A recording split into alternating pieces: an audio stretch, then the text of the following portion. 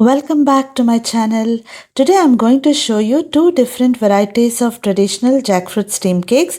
One is steamed in a traditional vessel while other is beautifully wrapped and steamed in a tender teak leaves. I was lucky to get these tender leaves because it's the tender leaves that gives a very good color, deep maroon color and a beautiful aroma to this steam cakes, which you don't get it with the matured leaves. This unique recipe was shared with me by Mrs. Mabel D'Souza, a parishioner from my church. We were traveling together one day and exchanging recipes when she introduced me to this wonderful version of steam cakes, because we usually don't add spices while preparing steam cakes. So this was something different and I wanted to try. And this is my home style of preparing steam cake, and here I am frying the steam cakes in ghee, which takes this steam cake to another level.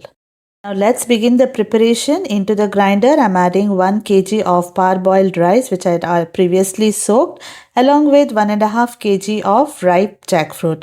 So if you take about 4 cups of rice, you have to add at least 6 to 7 cups of jackfruit pieces. So the common ratio here, what I follow in any kind of jackfruit delicacies, is 1 portion of rice and 1.5 portion of jackfruit.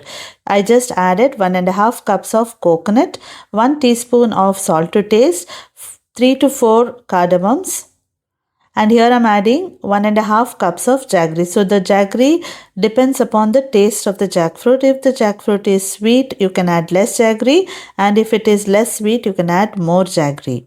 Now I'm going to take out 50% of the batter. So I said earlier that I will be preparing two different versions.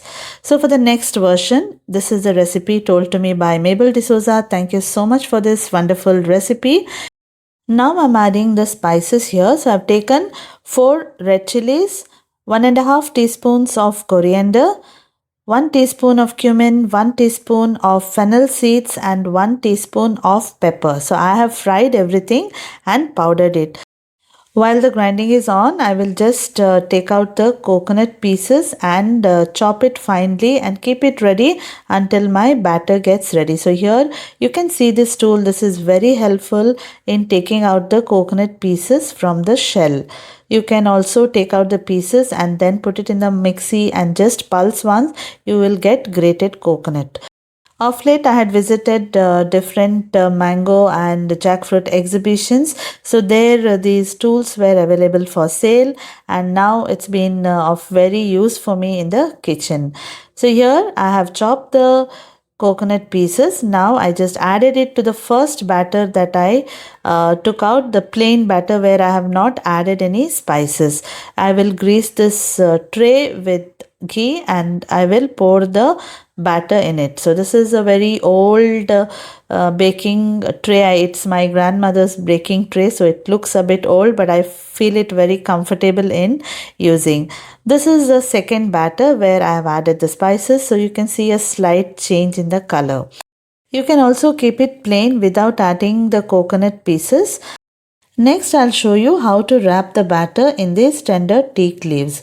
So I will pour some batter on the back of the leaf and spread the batter. This not only adds extra flavor but also creates beautiful natural patterns on the steam cake, which I will show you at the end of this video. So don't skip any part here. So each part of this video is very important, and watch the video till the end.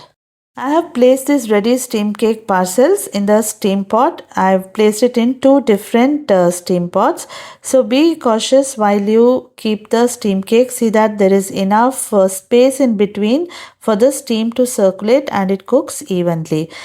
Let me check this steam cake. So you can see here I just pierced the knife and it has come out clean. So that means it is cooked. Before you cut the steam cake, it should be completely cooled, because while the dish is cooling, the baking also continues.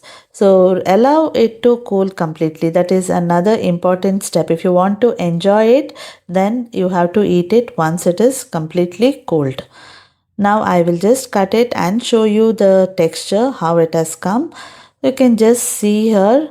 You can see these beautiful air pockets, and you can see the texture.